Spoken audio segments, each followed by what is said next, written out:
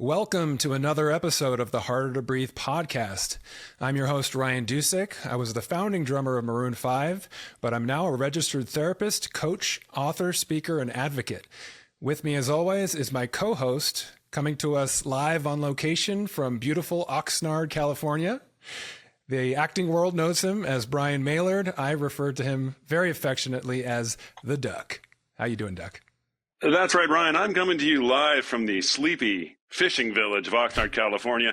And while residents of Los Angeles are struggling through triple-digit heat, we are enjoying a nice balmy 72 degrees with a breeze off the ocean. Back to you. Thank you for that report, Brian. Now on with our regular scheduled programming. Yeah. So how is the on-location life treating you? I mean, I can't complain. I've got a beautiful nautical-themed room here. You can't see, but I've got some seashells. I mean, there's seashells everywhere. It's like, it's like I'm living on the beach. It's beautiful here, I have to admit. And I mean, to get right into the therapy part of it, I'm feeling really guilty that I left my family back in where it's 109 or 110 degrees today. I'll deal with it. I'll get over it with a nice walk on the beach later. Solitary, just looking off into the sunset, skipping stones, How is that? Is this the first time in a long time that you've been separate from your wife and kid? It's funny. I've lived in Los Angeles for 20 years, gosh. And just whether it's luck of the draw or the way the business was, I almost never had to leave town. So I never had to leave my family. I never had to leave my wife before we had kids. But in the last 5 or 6 years, I've started to travel more. So, I was in Canada shooting a show, and I was in Texas for a while shooting a movie, and now I'm up here for doing this play. So it's starting to become more of a thing that is a good problem to have. But like I said, I really do struggle with the guilt of it. I mean, when my son was born, my wife went back to work after 6 weeks, and I was sort of the stay-at-home dad, and gladly and willfully, but still, it was like a good 6 or 7 years of nonstop. I was always the guy that was like, sitting at home while my wife worked. And now in recent years, as I've gotten jobs that have taken me out of town, I really struggle with leaving them and leaving, because my wife doesn't like to drive around LA, and like she had to take my son to an audition yesterday and drive into Hollywood, which might as well have been, hell on earth for her. So the fact that I'm making her do all these things makes me feel really terrible. But she assures me that she doesn't mind it, and she supports me, and she's really happy that I'm getting to work. But I still can't help but struggle with that sometimes. So the guilt that you're feeling is coming internally. It's not from anything that they're 100%. 100%. I mean, occasionally my son will, like when I was in rehearsals in LA, I was still gone all day, and I wasn't getting home until his bedtime. And he'd occasionally say things like, I miss you. I wish you were here. And I'm like, I know, buddy, I do too. But there's no passive aggressive, like, well, I guess I'll take out the trash because you're not here to do it. Nothing like that. It's all my own guilt that I want to be there for them. I love being with my family. We're homebodies. And so it's a kind of a alien experience to be away and to kind of see them have to operate as a two-person unit. But yeah, it's not on them. It's all on me. Is it also kind of bringing up some of your formative stuff about your dad and your dad not being there? Probably. Although, I mean, we were children of the 80s, and it was just sort of, even if my parents hadn't been divorced, my sister and I would get home from school and it was an empty house. My mom was at work and my dad was either at work or at a bar or not there because he got kicked out. So it wasn't like we had, it was not like we had it one day and then it was gone. That was the reality we always grew up in. My parents worked, and so we weren't even latchkey kids because we couldn't afford latchkey. So we were just walk home and hang out by yourself for 3 or 4 hours and watch Three's Company. So that's what I did. But well, yes, I'm sure there's an element of abandonment there that I want to make sure I do not repeat. Well, Jack Tripper raised you well. I think you turned out pretty damn well. Right. I think the comedic stylings of tripping over a turkey in the kitchen were all because of Jack. Yeah, one of the unsung comedy geniuses. I mean, the physical comedy was the best show. Amazing. Absolutely. There's actually a picture of him. The theater where I'm doing the play is here in Ventura.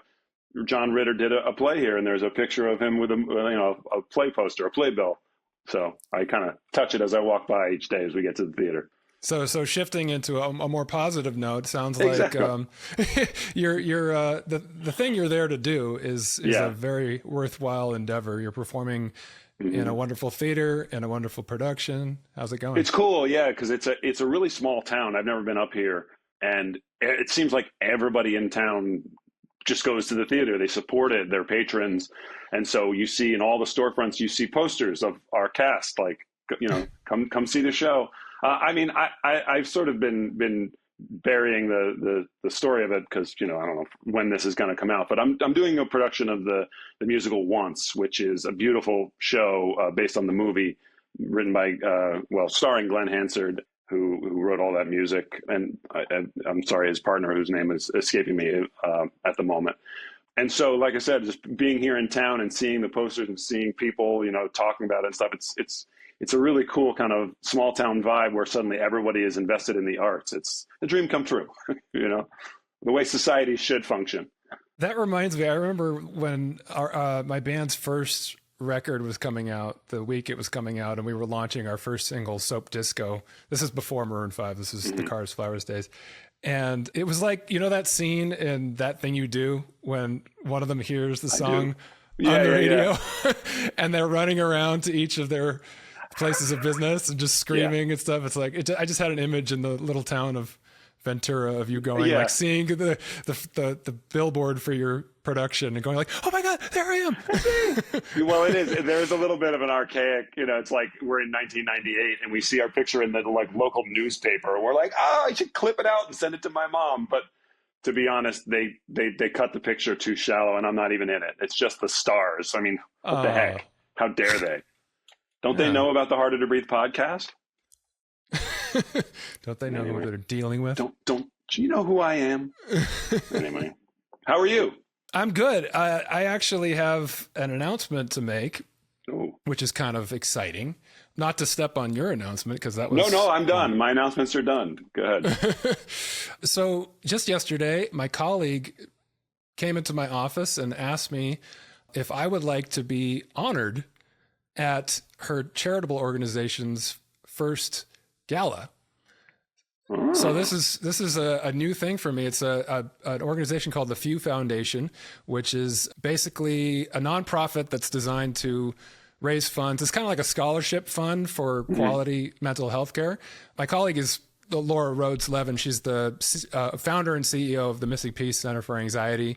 And she has started this other wing that is a nonprofit because she was frustrated with people who were being kicked off insurance or weren't allowing them to stay long enough to get the treatment that they needed. And so the Few Foundation, PHEW, is this Few.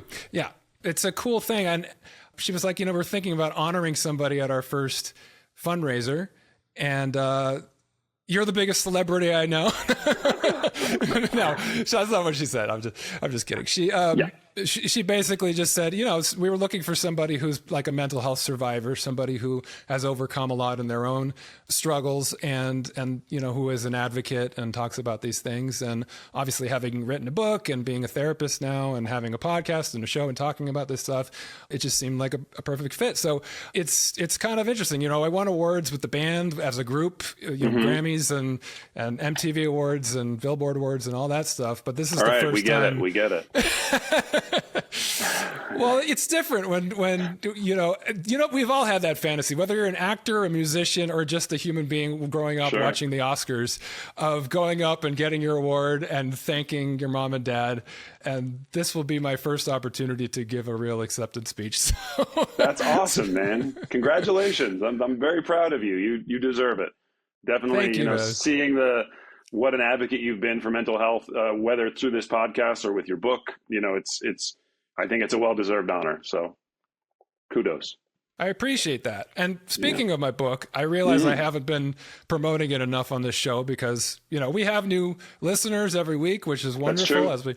And if you are a listener of the show, if you're new to this show and you're not aware that I do have a book that looks like this, if you're watching, it's the book Harder to Breathe. It's called Harder to Breathe, the memoir of making Maroon 5, losing it all and finding recovery. You can order it on Amazon. They have it on hard copy, hardcover, in ebook and audiobook.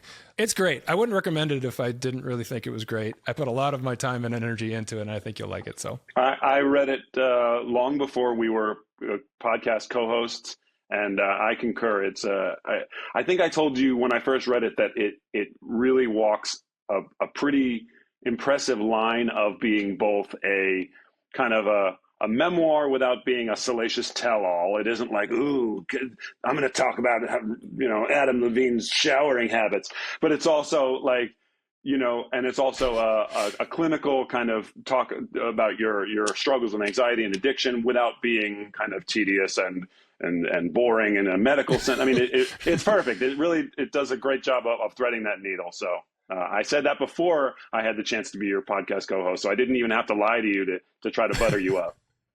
You did, and I appreciate that. And it's just a tough line to walk, because I didn't want it just to be another, sex, drugs, and rock and roll tell-all type of book. And I also didn't want it to be just like a dogmatic self-help book. I wanted it to be an enjoyable, story that people can relate to and take something from and find some hope in. So that's the purpose. I'll keep shilling it on the show just because I can. You know what? It's a nice parallel to this show too, because, I tell a lot of, when people ask me about the show, I'm always telling people, to check it out. And the feedback I always hear is that it's really an enjoyable listen, which you wouldn't necessarily think would be the word, in terms of, sometimes we get into heavy topics and we talk about some serious stuff, but it isn't a dour or like clinical, conversation. We always kind of keep it light and also really get to some meaty subjects. So I think that your book set a nice tone for this podcast in terms of how we want to walk that line of not being too serious, but also really getting into some serious topics without, being too, like I said, too dour and clinical. Yeah, I think that balance has sort of evolved naturally, which I like. Yeah. Just you and I talking through this stuff has allowed us to kind of bring our own personality to it, which I've been listening to more podcasts more and more, and it's there's all kinds of different formats that I think are effective. But for our show, I think the fact that it's conversational and that we can talk about serious stuff, but it sounds like human beings engaging in a way that's, hopefully something you can relate to and has moments of levity. That's the kind of stuff that I take the most from. Not that the ones that are more sort of structured are any less. They're just a different format. But we're actors and musicians. We don't take well to structure, Right. So, and speaking of our new listeners, if you want to be a part of that conversation, you can always drop us a line at hardertobreathepodcast@gmail.com. Ask us questions, make comments on the show. Maybe we'll address it on the next episode. So there you go. Yeah, and speaking of which, I don't know, this event that I'm going to be receiving this award for the Few Foundation might be open to the public. It's going to be in November. I don't know when this episode is going to come out. I think it's November 15th. But if you're interested in coming in person, just email us at hardertobreathepodcast@gmail.com, and I'll see what I can do. Ooh, pull some strings. He knows a guy. Yeah. So today on the show, we have an interesting guy his name is Alessandro Chesser. He's a very successful guy in the financial world. He actually came up during the financial crisis in Silicon Valley was where he was working. He made the transition from financial services to fintech, financial tech, and worked at a company called Carta for a number of years and was the VP of sales there before he started his own company called GetDynasty.com. Is this website and app that helps you create an online trust. So this is about estate planning, which is something that previously was reserved for like the top 5% of wealth ownership in this country. And he's trying to make this something that is accessible to every person who owns anything, so that, you know in your lifetime that you're going to be able to leave your loved ones your home or your other assets without having to go to probate court and all those things. So it's an interesting endeavor that he's created. But what's more interesting for this show, we'll let him talk about, of course, what he does, but he's willing to be vulnerable. He's willing to talk about how high pressure that world is, the financial world in Silicon Valley, and the anxieties he's dealt with, some of the ways he's tried to cope with it, and at times has been challenged. This is a good example of a show that we don't really have a lot of structure for, because he's not one of those guys who's coming out with a coaching program or something that there's going to be a very definitive line of questioning about what he wants to talk about in that regard, other than, Get Dynasty. But I just kind of want to let it unfold and see where it goes, because he's willing to be vulnerable. And I love that spirit of openness. Yeah, kind of more of a free flowing conversation. We'll see where it goes. Who knows where we end up, Yeah, I think that's great. And I hope that that's kind of something that we can create, that with future guests, when they sign up to come on the show, they know that that's kind of how our show goes. It's like, well, it's not going to be like your normal show where you come on and you just do your TED Talk, Right, yeah. It's like we already have a thing going. We have a rapport, and the vibe is just open and conversational, and a willingness to be vulnerable and open up and talk about things and just go with the flow. That's maybe we'll get to your pitch. Maybe we won't. Okay. So just stop with the hard sell. Just take it easy. Just take it easy there, Mr. Salesman. Anyway. No, but I appreciate, obviously, when I go on other people's shows and I want to sell my book and do all that stuff. So there's nothing wrong with that as well. We give everyone that opportunity. But anyway, I think it's going to be a great conversation. He's a cool dude, and he's got some interesting things to say. So anything else you want to add? No, like I said, and I'm just shout out to the beautiful people of Ventura and Oxnard. They're sort of sister cities right next to each other. I'm loving my time here. And so thanks for being so hospitable. Back to you. Thank you, Duck. And without further ado, here's our conversation with Alessandro Chesser on the Harder to Breathe podcast.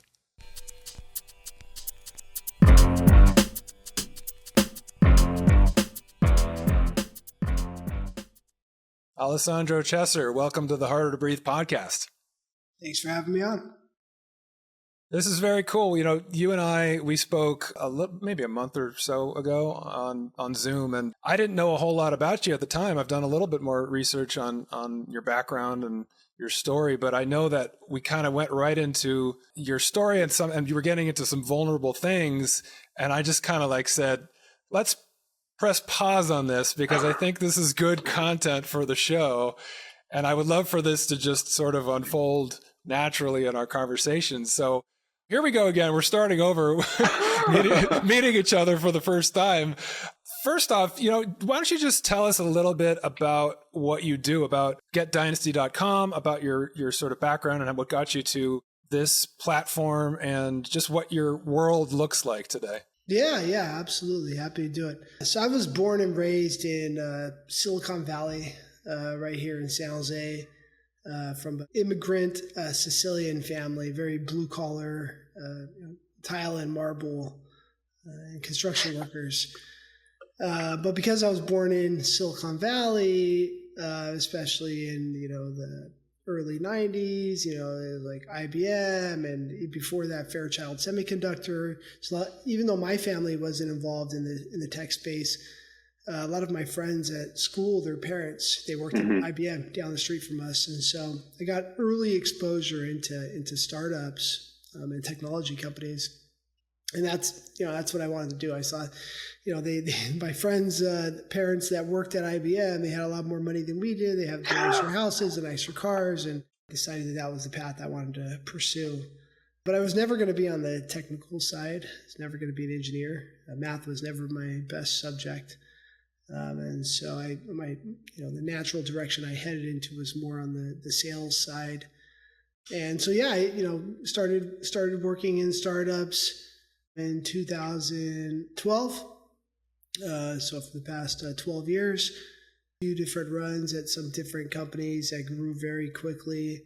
My last company I actually ran sales at for 8 years. I started as the first sales hire when the company had zero revenue. And by the time I left, the company had over $400 million in annual recurring revenue. Wow. Not bad.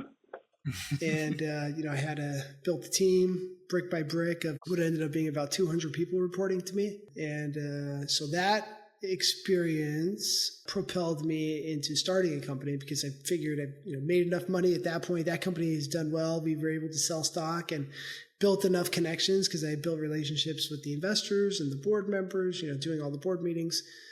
And so I had, this idea came up for Dynasty, getdynasty.com. It actually really resonated with me, because my very first job, I was in high school, was actually at Bank of America.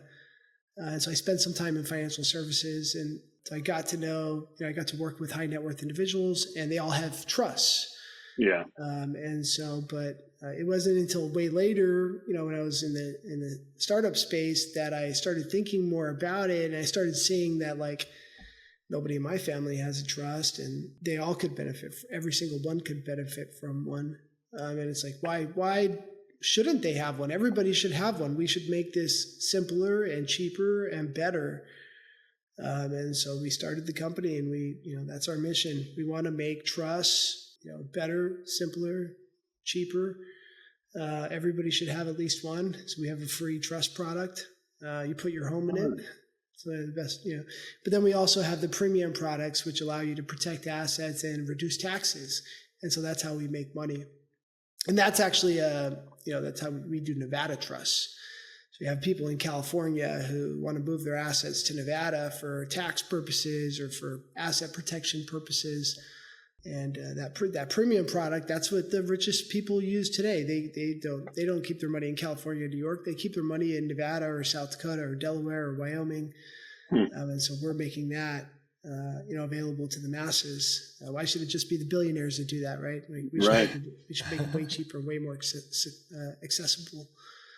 And so that's what we're doing, and that's kind of my background. It's a testament to the fact that it should all be easier, not just wills and trusts, but not to get on a rant, but health insurance and taxes and all the things that are so difficult to navigate, that make it so difficult for working people to kind of build generational wealth and keep their wealth, rather than get lost in the system of red tape and things like that only the highest income individuals can usually navigate because they have the income to do it. So thank you for doing your part to make it accessible to everybody. Yeah, we're working on it. Yeah, well, most people have to have like a team to do a lot of these things. You need attorneys and accountants and business managers to be able to do that. It's like, who can afford that? A very small group of people. So, well, when you hear about this stuff, when you hear about the world that you are walking in, coming from Silicon Valley and having the success that you've had in starting up your own company, I think the image that most people have, and myself included, is that when you've reached that level of success, you're living the good life, and how can anyone really struggle when they're doing so well? And you have to have a certain amount of personal strength and fortitude to have that kind of success. But as we know, even the people that are on top of the heap sometimes can be struggling the most. And I know that you have been honest that you've had your own struggles in your own life along this journey. So I'm curious to ask you, what are some of the things that have been difficult for you in this world personally and in the nature of the business that you do? Yeah, it's funny, the point that you just made there. I think from the outside in, you feel like, okay, I just need to make more money and all the stresses will go away. But for me personally, it's like more money, more problems. Sure. Especially speaking of like the jobs that I've had, the bigger they've gotten, the more money I've made, but the more pressure I've had, the more people I've been accountable to. And, doing that for a company, working for companies and managing hundreds of employees and reporting to the CEO and the board, that has its own pressures. But in that world, I was like, I just need to be my own boss, and then it will get easier. Right. Wrong. Yeah. Because now it's like, okay, when things aren't going well, there's no one to turn to or blame but yourself. The buck stops at me. Yeah. And so the amount of pressure, my problem has always been like the amount of pressure that I put on myself. It's not even pressure coming from others, pressure that I put on myself. And it's been a constant struggle. In my entire professional career, starting out even as just like an individual salesperson, and sales is always known as a more of a high pressure job. You have your quarterly targets, and you have to exceed every single quarter. And most sales roles in tech, they reevaluate your quota every quarter that you hit your quota. The quota goes up next quarter, and so you're constantly, eventually you're going to manage. You can get yourself out of the job because you can't hit the quota anymore because it's gotten too high. That happens a lot, And so the salespeople tend to have like a shorter shelf life in the tech world, especially the startup world. Do you think that there's a sweet spot in terms of, when we've all started out in whatever careers that we choose, and it's super stressful. When I started out as an actor in New York City, I literally had $1,000 in my pocket that my mom had given me as a graduation present from college. And I didn't know what my next prospect was going to be. And that was an enormous amount of pressure. And now the other end of it, whereas now I have a relatively successful acting career, but that has afforded me a mortgage and the things that I now have to maintain, just like you say, hitting a sales quota. Do you think that there's a sweet spot somewhere between starting out and the pressures there and being your own boss and being completely autonomous and the buck stops with you, where you're an employee with some income, but you're also not the boss, so you don't have to you know what I mean? Do you think there's a place where you could just coast? I would probably think the answer is probably no. We're always going to have those stresses and those anxieties, but do you think there is something to be said for middle management and the bliss of ignorance and lack of responsibility? I say that a lot, actually. I'm like, I should still be an employee right now. And yeah, the thing that I like to say a lot to people is that when you're an employee, for the most part, you're working to live. But once you become a founder, once you're an owner, it's living to work. Like, that's how I feel right now. I don't want to live to work. It sucks. Like, the truth is, like, I want to work to live, right? And so I do think that there's absolutely something there to what you're saying. Like, and it's all individual, because here's the problem. Here's the problem. I've had those jobs where I can just coast, right? And the problem is, I honestly feel like life is meant to be a struggle. Like, for every single species on the entire planet, like, it's meant to be hard. You're meant to struggle. You're meant to try to survive. The second it becomes too easy, you start to struggle internally. You have to chase, and the struggles, I think, that's a natural source of dopamine, right? You struggle, you overcome, and like, boom, you get some natural dopamine. Like, if you're not getting that natural dopamine because you're not, from struggling, you can only get it so many other places, and like maybe family and kids and traveling. But eventually it's just like you keep needing more and more. Like, you turn to drugs and you turn to other substances, which I've definitely had my battles with. But, I think that it's a balance, right? And I don't know the answer, but I know that, like, everybody has their struggles. You said it right. Like, everybody has their struggles, and every step of the way.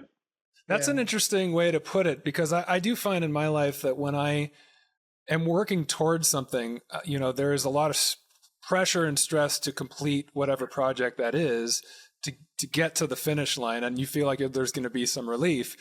And there is some relief when you get to that place, but then almost immediately I feel like, what's the next project? What's the thing that's going to give me that? Because I think there's purpose in what you're describing, in terms of feeling you have a task at hand that requires your focus and your attention. You feel alive, you feel purposeful. There's meaning to your life when you're in the midst of that. For me, as a mental health clinician, I think it's about finding the balance where you can stay on that road and be working, but maintaining a certain amount of self-regulation so that you're not adding stress on top of the amount of stress that's external. Because it's that internal pressure that you talked about earlier. When you add that to the external pressure, now you have sort of a toxic brew that can lead to burnout. And so I'm curious, when you talked about the internal pressure, do you have a sense as to where that comes from, how that came about for you, why that's an issue for you? I think it comes down to my family, immigrant Sicilian family. It always does. Yeah, I don't know if you know many Italians, but Italians are, tend to be very proud, very outspoken. My family, my grandfather, like, from being a little kid, and he passed away a couple of years ago, but Alessandro, you need to be number one in everything you do. It's just like, always be number one, right? And that's like, I think that's kind of an Italian mentality in some, and I think a lot of other cultures can be that way as well. But definitely my family was that way. Do you think there was any pressure from a generation of like you say, tile and stone work and things like that, to be like, you got to make something with your hands. You can't be this financial crap. Right? They're immigrants, so they, my grandfather and my mother and my father, they, they busted their butts, right? Like they the ones that came over from Sicily with nothing, and Right. they, do whatever they could to get the house that we could be raised in, right? And then that, now that I'm born here and my siblings and my cousins, we have the opportunity to turn that into something for them. Like everything that they sacrificed, like they left their family in Sicily, everything that they sacrificed was like now for us to, sky is the limit, right? And so I do think, I never thought of that before, but yeah, absolutely. Yeah. Yeah, I think that's true in a lot of different cultures, though. I think when I think about my dad's family, his parents and grandparents came from Eastern Europe. They were Eastern European Jews. And, they came before the Depression, I think. But, being an immigrant family in this country during the Depression, it wasn't about like me and meeting my needs. It was about getting by and getting the next generation to live better than we did. So my dad's generation of Jews growing up in LA and New York, the expectation was you're going to go to college, you're going to become a doctor, a lawyer, or a businessman, and you're going to make something of your life to make this all worthwhile. So there is a lot of pressure that comes from that. I think that's sort of that intergenerational stress. Yeah. But then we internalize it, and it becomes pressure we put on ourselves to live up to some standard that may have been overtly stated or just a message that we got. It was just in the ether of our family. I feel like there's also a mindset shift hopefully generationally, the way that even though we say we want to provide for our kids so they don't have to struggle the way we did, there's still that old head vibe of like, kids today, they don't know what it is to struggle, and I'd like to think that has changed or is changing the same way that, when we see student debt being forgiven, there's a whole subset of the community of the world who are like, I had to pay my student loan, so you should have to pay it too. And I don't subscribe to that. I think, why wouldn't I want the next generation to not have to have that burden that we had, And I think that speaks to some personal growth, emotional growth of a generation to want to do for others selflessly, that maybe our parents' generation didn't have the same, not that they didn't want to give, but just that they thought there was a value to, you have to struggle the way I struggled, so you learn the lessons that I learned, and maybe we can find that there are better ways to learn those lessons with the pain, Yeah, it's such an interesting thing, what you're getting at specifically. I have 2 kids, and my daughter's, she's going to be 3, and my son's going to be 1, so very, very young. But I think about this all the time. Like, I'm already giving them way more than I had. Yeah. Right? On one side, I'm like, I want them to, everything needs to be easy. On the other side is like, I want them to be resilient. Yeah. I don't want them to just have everything handed to them. And, when I look at, I haven't done a lot of research on this, but there's this book that I was, it seems like a viral, like psychology book. I can't remember what it's called.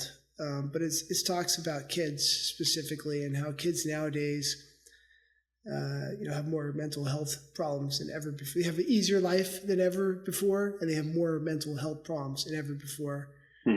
Bad therapy, I think, is what it's called. Oh yeah, it's called bad therapy. Like it's a kind of a very popular one, and I talked about it with my neighbor a lot. He's a psychologist.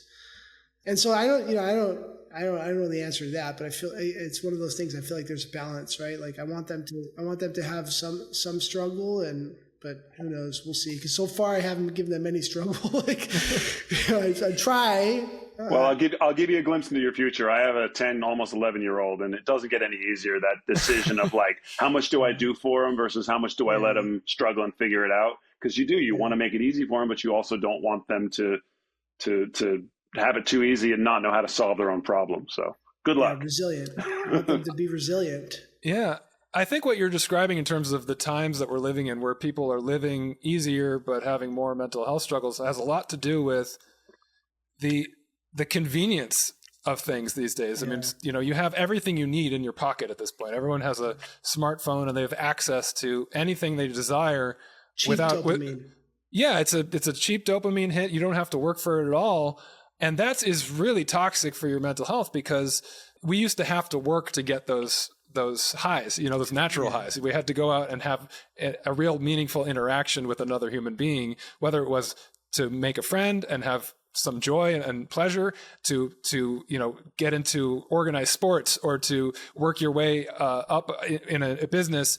Now it's like you can work from home, you can just go online and get your sexual pleasure you can get online. There's just like everything is at your disposal, and that really is challenging because people are losing that skill set of how to engage in the world with the world in a way that is more resilient. So that is a bigger issue. I want to go back to something you said, Alessandro, because you talk about the pressure and the life that you're living now. How has that manifested? You talked about pressure and stress, and you talked about some addictions or just substances being an issue at a certain point. What does the anxiety or the stress look like in your life today, or what's the history of that? Yeah, so like when I was younger, it manifested itself into health problems. Digestive problems specifically. The stomachache kid. My stomach hurts. Yeah. Nervous stomach, I think, is like another name for it, but the butterflies is another name for it. Yeah. But like, if you're always under stress and like, I get some severe stomach problems, and pretty soon it's like, is this an autoimmune disease? Is it like ulcerative colitis? Is it Crohn's disease? Right. That was when I was younger. All kinds of ulcers and some issues that what's the issue? Is it food? Restrictive diets, trying to like figure out what it is, right? So there's a lot of that when I was younger. That was major struggle. Like when you have like digestive problems, like you have major problems because it's so connected to your mind, the mind, brain, gut connection. And so, especially you have ulcers and like you catch on fire every time you eat something. It's miserable. You can't do anything. Like you get a little bit stressed and like you produce more acid and you feel the ulcers. It's like the worst. Oh, man. And so, that was really challenging for me in the earlier parts of my career. But, what happened was, especially back then, because I was like, drinking a lot more alcohol, the substances, right? And that just made the problem way worse. Didn't help at all. And so I got to the point where I actually had to go on medical leave from work. And it was when I was managing a lot of people. It was like I was building a team, and it was like a big team already. It was like 40 people. And the pressure and the health problems, and I could not, it turned into like major anxiety, like crippling anxiety. I've never had that before. I never even like understood what it was. And then like I got to the point where I couldn't even go to the movies. There's too much excitement, and like it turned into all kinds of issues. And so I had to take a step back, and I went out on medical leave and didn't know when I was going to return. And, went to, my mom came and picked me up and drove me back to our house. I was living in San Francisco at the time. That's where all the startups are that I've worked for. Took me back to the home I was raised in San Jose, and her and my grandmother and my aunts, they kind of nursed me back to life. And it was at that point that I stopped drinking completely. And I shifted my substance abuse from alcohol to cannabis. And it was really interesting because it solved my health issues. Like over time, I don't have them anymore. I don't have any more digestive issues. Gone, completely gone. No issues. I can eat whatever I want. I don't get heartburn. I don't have any issues. Nothing. And it's been years now. And now I have rock solid digestion.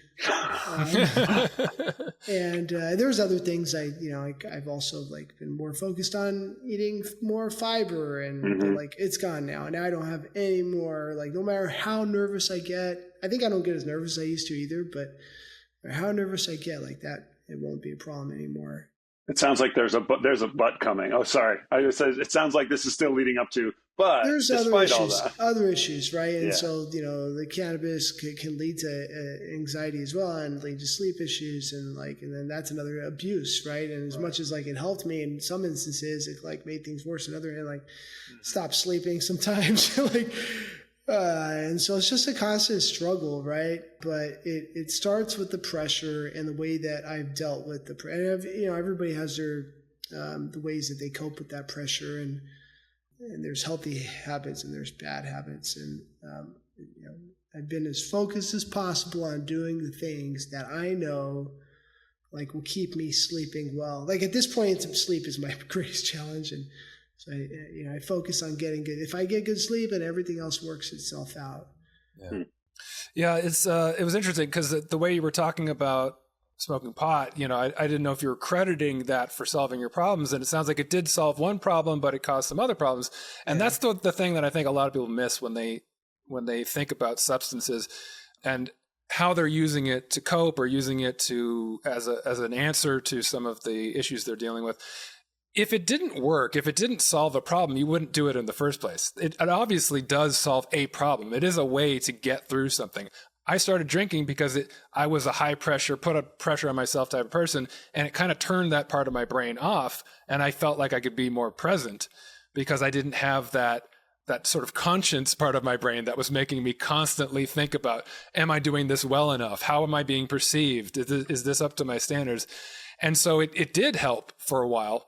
The problem is not whether or not it works when you take it, it's what is it doing to your life in general? Because over time, it caused stomach problems. It made my anxiety worse because when I wasn't drinking, my baseline was higher. My nerves were on edge all the time until I would drink. And the sleep started getting worse. And it's just toxic to almost every system in your body. Marijuana is different in that it's not as toxic to every system in your body, but it can be deceptive and it can be insidious because it can help you with your anxiety. It can help you with sleep. It can help you with your digestion. And so it does seem like a cure-all in a lot of ways.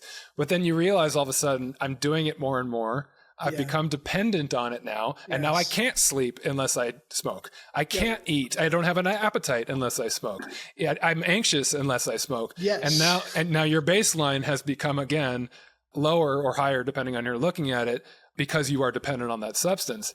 And there's worse substances to be dependent on than marijuana, but it's just, you end up with the same, you're just chasing your tail at a certain point. You're stuck in that loop that you described where it's like, I have a stomach problem and then that makes me anxious. And then the anxiety makes the stomach problem worse. So I try to do something to alleviate the stomach problem or the anxiety. That makes it better, but then it causes more problems. It's just, you're stuck in this feedback loop where you're constantly adding to the problem in trying to solve the problem. And so it's a conundrum because I understand completely why people reach for those things and want to find a quick fix because it's miserable when you're in the middle of that state. Let's be honest. If you're feeling anxious, if your stomach is upset, if you're not sleeping, you want to find something to fix it. And doing the work takes time, finding natural ways to do it, finding holistic ways to do it is difficult. It's more difficult than a quick fix. So there's no judgment in terms of why we reach for these things and why we become dependent on it. It's just coming to a place of self-realization where it's like, okay, is this really helping me or is it just solving an immediate problem and causing more? Right. It's so interesting. The person, Ryan, we got introduced by Chris. Right. And Chris. You guys at home know Chris, right? Everybody? Okay, good. Just making sure.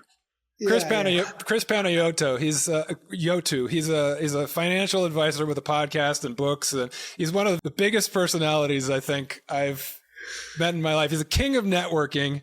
He's just like over the top in terms of just a very personable guy. At first, you're like, I don't know, is this a little too much? He's definitely a character, and so I met him through another podcaster who's actually my cousin. And he has a large health and fitness podcast called Mind Pump.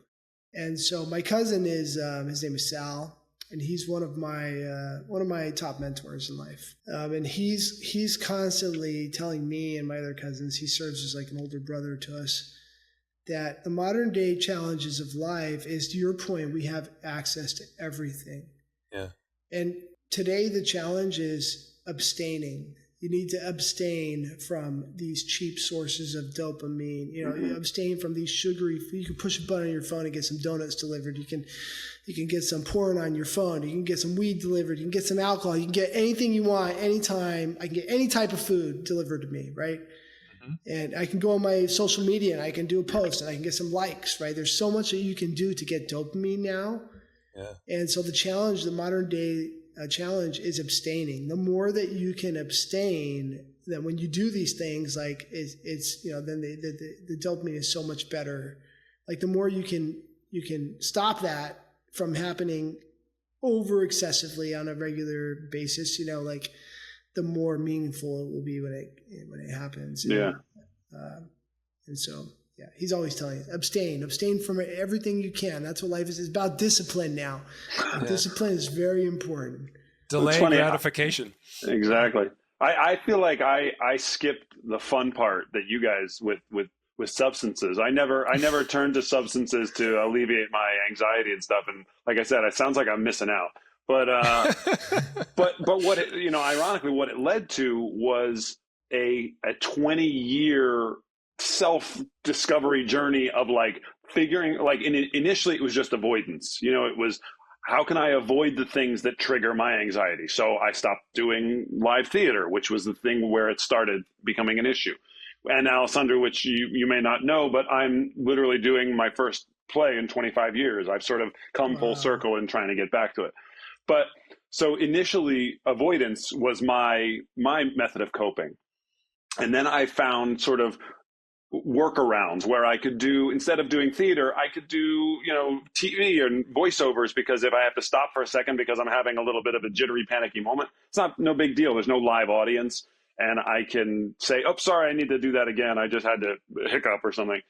And over the years, that kind of exposure therapy for me has allowed me to say, hey, you know what? I can do this and I can work my way back in.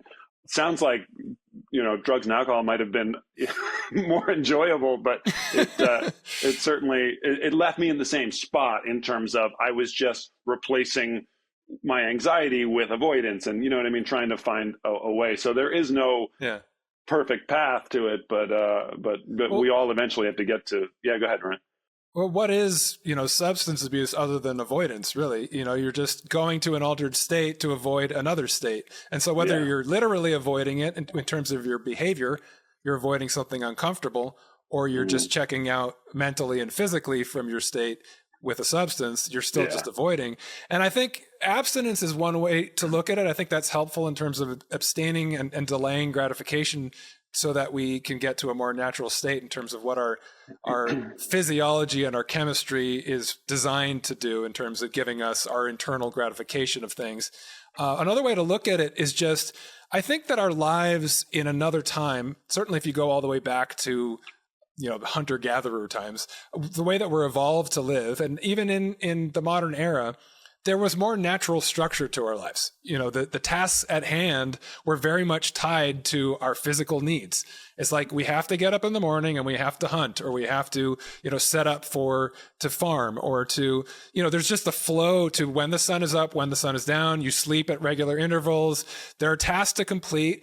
And you can't just gratify yourself all the time. There are things that are connected to you survival, that are the things you have to do in your day. Now, I can sit at this desk all day if I wanted to. I could have a job that is just me pressing buttons and getting things done while I'm eating a donut, or while I'm looking at porn, or while I'm, I can be distracted and I could spend 2 hours just playing, goofing off and playing the guitar, unless that were my job and that were productive. That's a distraction or an avoidance or a dopamine hit to avoid something uncomfortable. And I think that we're actually, as much as we want to live in comfort, and there's no reason why we shouldn't be, have that as a goal. If we're sitting in comfort all the time and we're avoiding discomfort, then we're not growing also. And so there's that, you talked about a sweet spot, between upper management and lower. I think that the sweet spot is more just sort of in terms of lifestyle. It's like, if we're living right on the cusp of our comfort zone, then we're learning things, we're building resilience, we're getting new knowledge and new information that enhances the way that we move forward in our life. If we're to the point where we're way out of our comfort zone and things are just way too stressful, we're going to end up burnt out or doing things that are self-destructive to try to cope with that, because we're in crisis mode. And then the other extreme, if we're just always in comfort, if we're just always avoiding that discomfort, then that actually ends up being detrimental too. So I think there is a balance right on that cusp of the comfort zone where you're pushing outwards from it, and we actually do better when we're in that state. You guys heard it here first. Professional therapist Ryan Dusick says it's okay to look at porn at work. Because you can do that. He gave you permission. Sorry. Go ahead. Yeah, it's you want to be slightly uncomfortable. That makes sense to me. Because if you're too uncomfortable, that's the situation that I'm often in as a founder. Raising millions of dollars in venture capital financing, having these investors that are like wanting to grow faster, make more money, and it's not an easy spot to be in.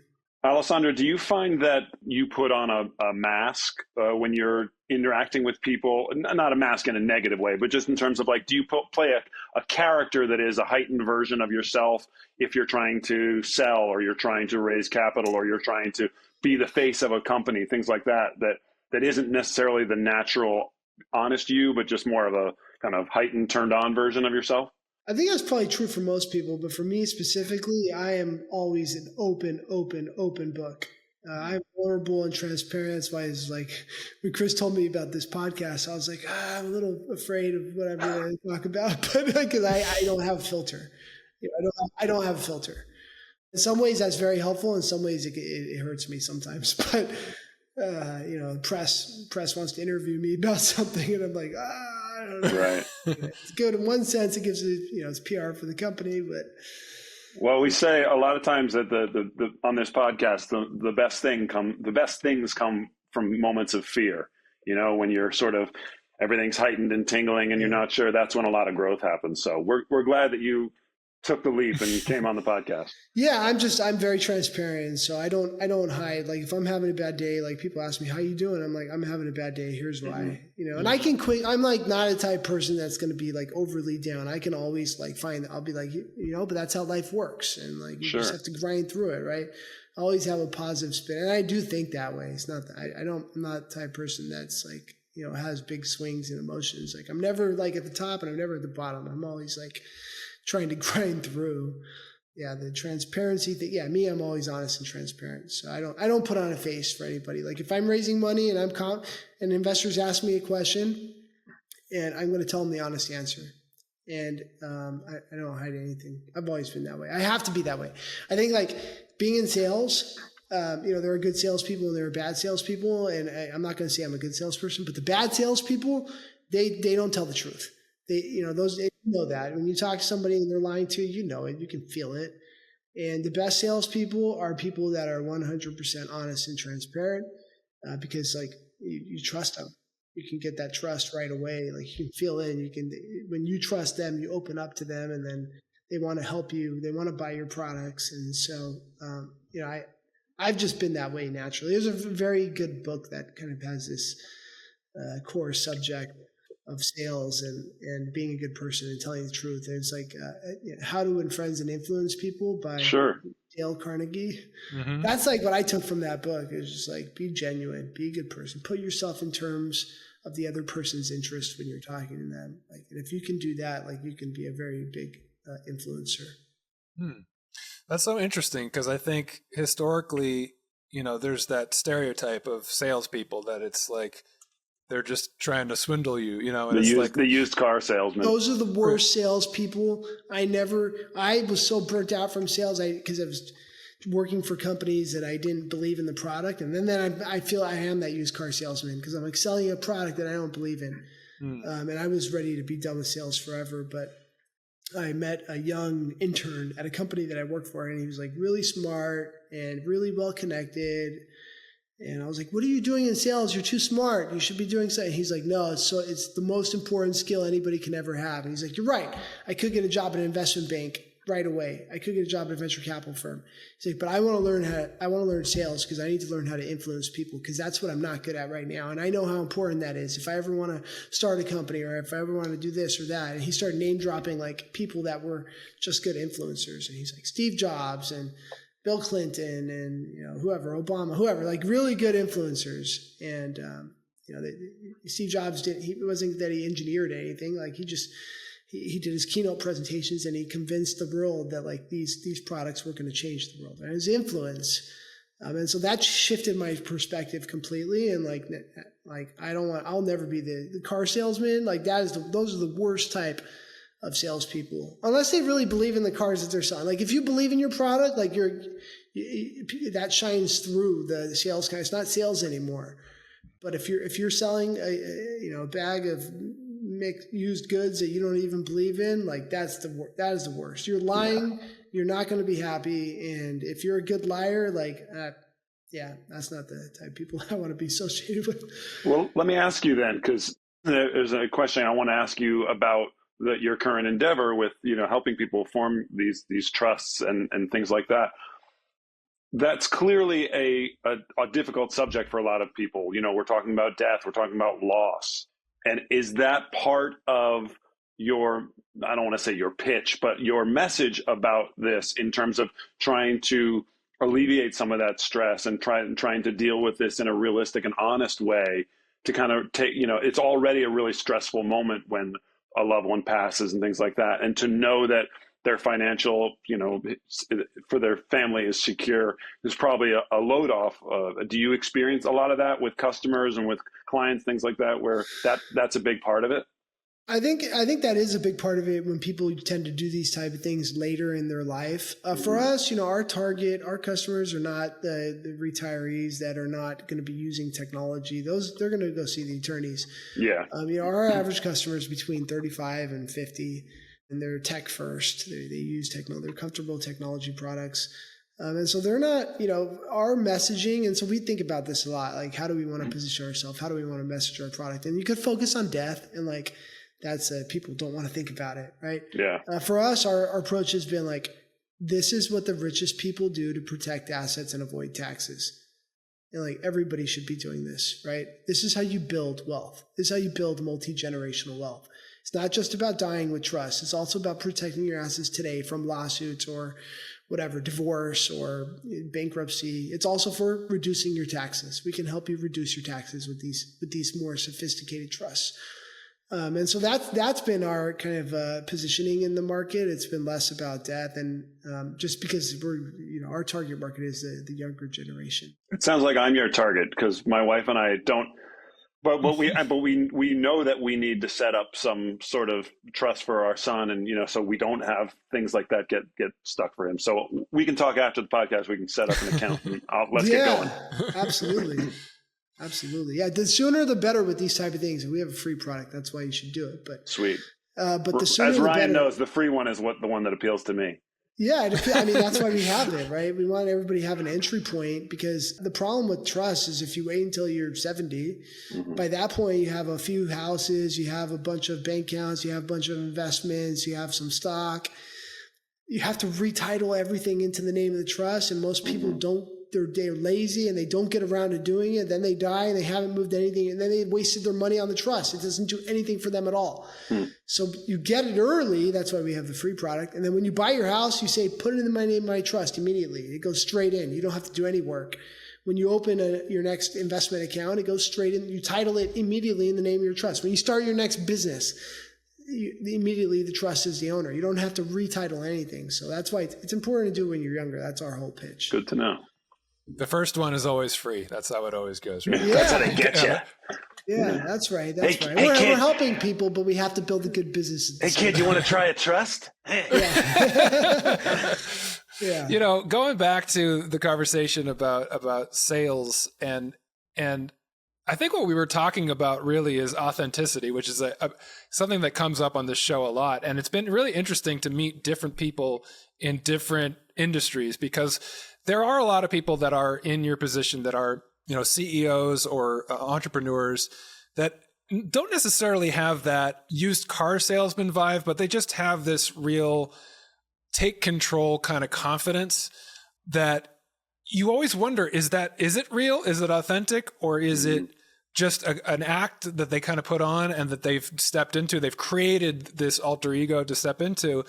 And I find that weirdly, authenticity is something that kind of goes in and out of style, but it always comes back. I look at, as a musician, as a kid in the 80s, music and the image of the performer was very superficial. There was a lot of hair and a lot of makeup, and the image was, it was a lot of show without a lot of substance a lot of times. And then all of a sudden in the 90s, it just went down to bare bones grit. The music that I loved was all about authenticity and singing from your soul.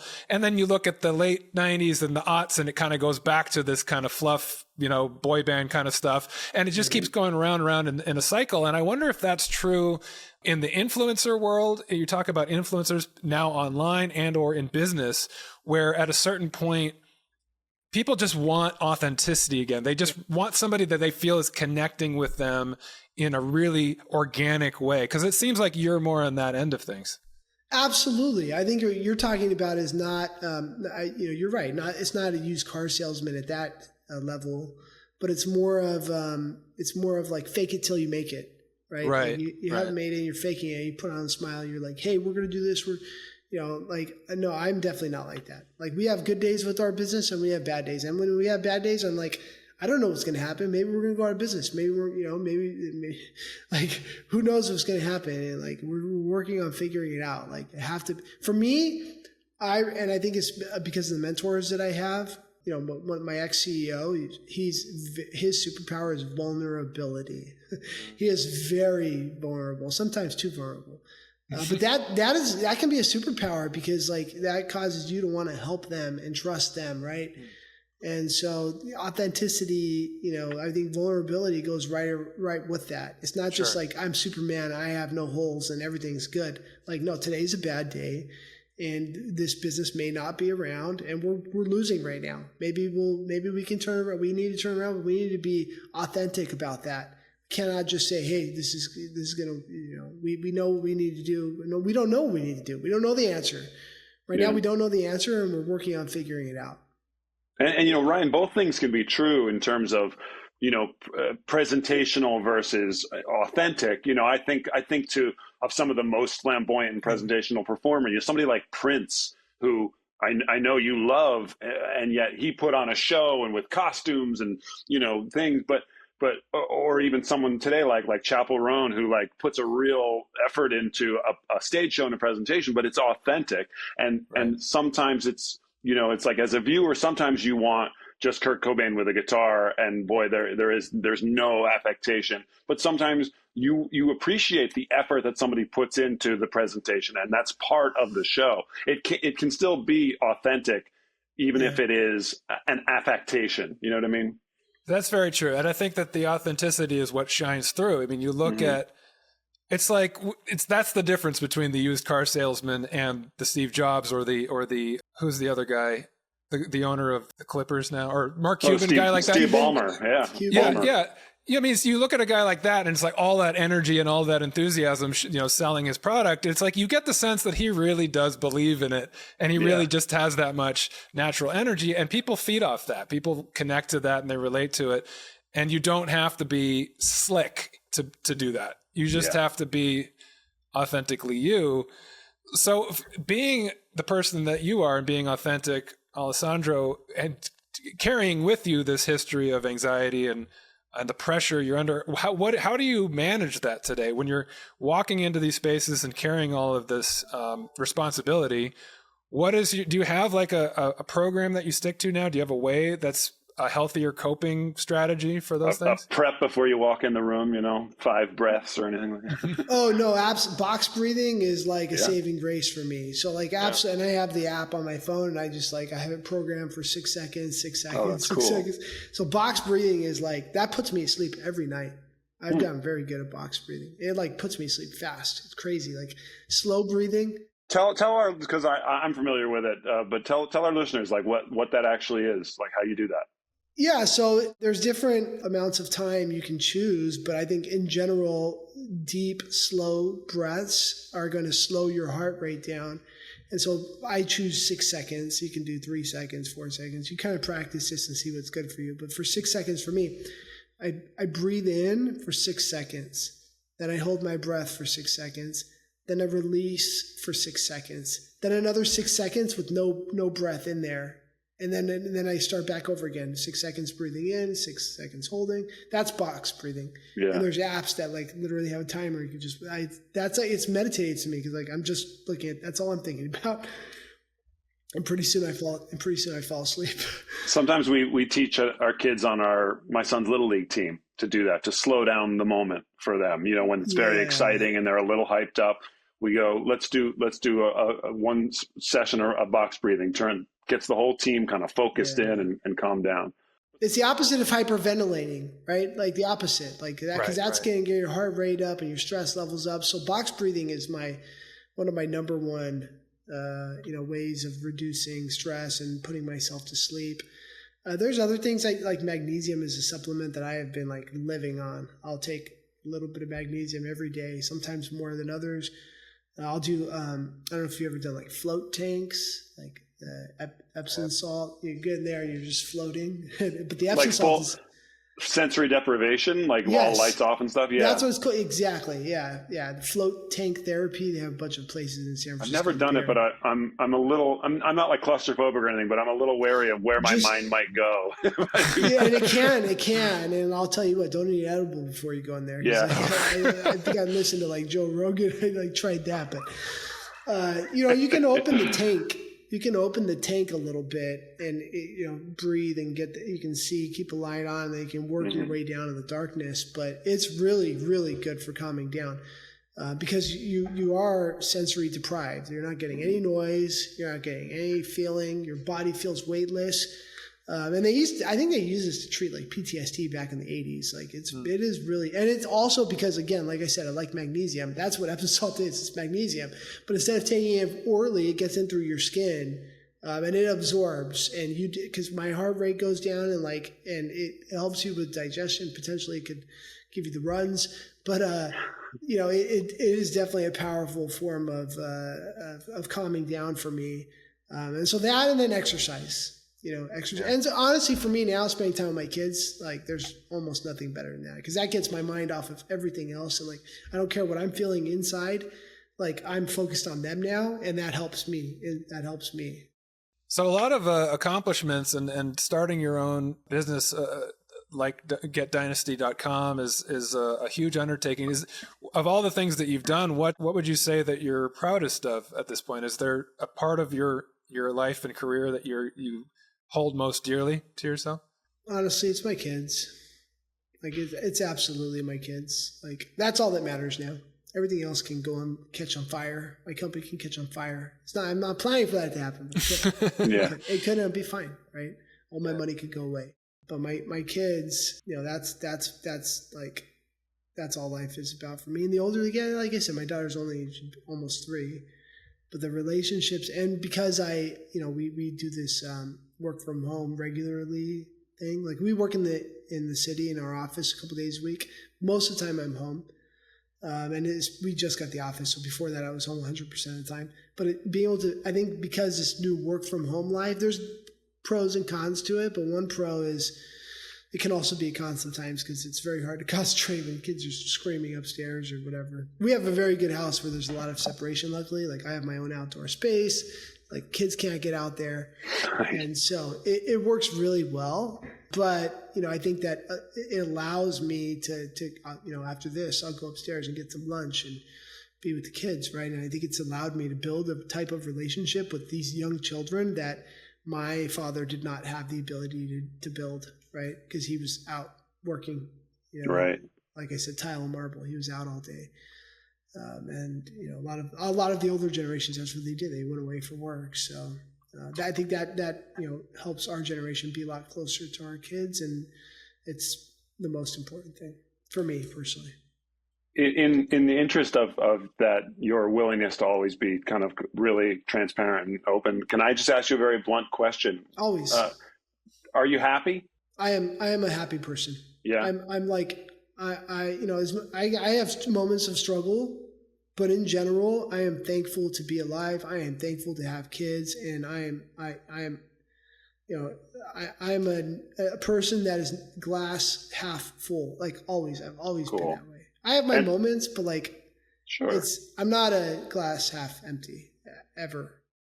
And how would you contrast that with where you were when you were struggling with anxiety, kind of in its worst moments? Like, would you say you were happy then? Stomach issues all the time? No. It got to the point where there was one day, and it was the only time in my life I ever felt this way, but I was on medical leave from work. I was having so much pain. I was hyper-focused on that. Like, because you know what happens? You hyper-focus on it. I was that's all I felt. I felt every single, like, movement in my digestive tract. I think the pot made it way worse because you're just like hyper-focused on. And so it makes you so much like more in tune with your body. Like that's pro and a con. But I was so uncomfortable and my anxiety was so bad that for the first time, only time ever in my life, I was sitting in my apartment in San Francisco, like 5th floor, looking out the window, and I'm like, I could just jump right now. That was the only time in my life I have ever thought that. I wasn't like close to doing it, but like had the thought. And that was, like I said, the brain gut connection, like that, that is the worst. Like now I don't have that. Now I'm happy. Yeah. Cause I feel good. I feel fine all the time. Like I have aches in here and there, but like physically I feel fine. Every now and then I'll get some heart palpitations. That's fun. But like, it's not like debilitating. I just ask because sorry, Ryan, I think so often we get lost in the minutia of, what anxiety is and how it feels. And I just want listeners to remember that, there is a light, and there is the whole point of that growth and that the work that we do is that you're a happy guy now, and you came out on the other end. And sure, like you say, you still have struggles, but there is a world where if you're going through something right now that feels like it's endless and there's no hope, that there is the possibility to come out on the other side as a changed person with new tools and new abilities to kind of to deal with it. Happiness is not like it's not a binary. I don't think it's like binary. Like, are you happy? Yes or no. It's like, are you happy right now? Right now, I'm happy. Like I am coming across a very hard week because my grandmother passed away. And, some families are different than others, but like she's my second mother, and I was raised by her, spent all my time in her house. So that was very challenging for me and the rest of my cousins and family members. And we're all like dealing. I mean, like she's older, so you expect it. She's like 88, right? Expect it. But you never exactly. It's hard. And so I did have a few dark days, and I'm sure I'll have dark moments going forward. Just thinking about her, like just bringing her up right now, and it's like I try to, focus on the really good memories that we have, but it's always going to be sad. But so, it's not, happiness is not, it's in the moment. Some moments most of the time though, I would say I'm happy. I'm a happy person most of the time. That's great. Even when I'm like, everything is falling apart, I can find happiness in it and just be like, that's it, whatever. It can all like, as long as I have my kids, as long as we have our health, that's like my focus point. Yeah. As long as I'm healthy, my kids are healthy, my wife is healthy, my family is healthy, like that's all that matters. Everything else, it can work itself out. Yeah, the older I get, the more that phrase, if you don't have your health, you don't have anything means to me. Because, I see my parents getting older, and as you get older, you start to have some more physical issues that challenge you in terms of your quality of life. And so it really does make you, hopefully it makes you grateful for being healthy when you recognize that.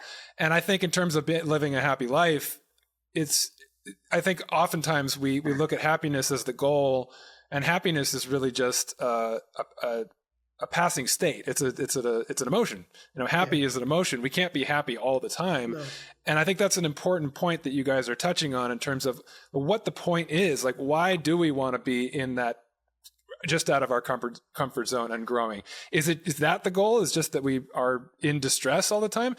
And the answer is no. Actually, the reason to do that is because in time, your life improves as you do that. You grow, you make progress. It's never perfection. You're never like just floating on a cloud, happy and joyful all the time. It just means that your baseline quality of life is higher because you're able to be grounded and present. And so when those moments of joy do come, when you have a moment that is happy with your family, when you're able to reflect on something you treasure, like your relationship with your grandmother or with your kid, you are present for it and you're able to have gratitude for it, as opposed to when you're in that state of distress and your stomach is a wreck and you really can't focus on anything other than the distress that you're in. So that being out of your comfort zone and growing in that way allows you to get to that place. And that's the point of it. That's the point of doing the work and thinking of it in terms of progress and growth. Beautifully said. Thank you. Well, Alessandro, this has been a fabulous conversation. I really thank you so much for being so open and so vulnerable with us. It's a rare glimpse into a unique life that I think a lot of people aspire to, and to be able to see the things that can be challenges even within a lifestyle that we all sort of look to and aspire to, but also just seeing how, there's hope even when you are in that struggle. It's a nice balance of topics. So thank you for sharing all of that with us. Anything else you want to share with in terms of where people can reach you or your website? Yeah, getdynasty.com. You want to reach me directly. I'm use some social media. I always hated social media, but now with this business is a consumer business. I have to be on social. LinkedIn. You don't want to give out your phone number? People call you personally at home? Okay. No. They can call. They can go to the website and call, and sometimes I answer. But LinkedIn, Twitter, and I started for a few months back, started doing some TikTok videos just for the business. And I never was the type of, you talk about acting, right? That's all it is, right? And I got some videos now. They can get 500,000 organic impressions, and I'm like, all right, well then this is a good channel. Like it's helping with the business, but like that's another way to reach me, TikTok. Excellent. Well, I'll be going to getdynasty.com pretty soon to set something up, because like I said, I got to get on that. Especially because the first time I looked at it, I thought it said getdnasty.com. I was like, yeah, I want to get D-nasty. Yeah, that's Chris said that exact same thing. Well, that's not a bad thing. Like I said, I definitely go to that website. Maybe it worked like Ryan suggested. Who knows? My cousin Sal, he text messaged Chris and he's like, "You should meet my cousin. This is his company." And he thought he sent him a porn site. Honey, I swear I'm just trying to set up a trust for our child. That's funny. Well, a shout out to Chris Panayiotou. Check out his podcast as well and his book. He's a great dude. Hey, Duck, you want to take us out of this one today? Absolutely. Thanks, everybody, for listening. Thank you to our guest, Alessandro Chesser, for a great conversation. And tune in next Tuesday where we have another episode every week of the Heart of the Breed podcast. For Ryan Dusick, I'm Brian Doug Maillard. See you later.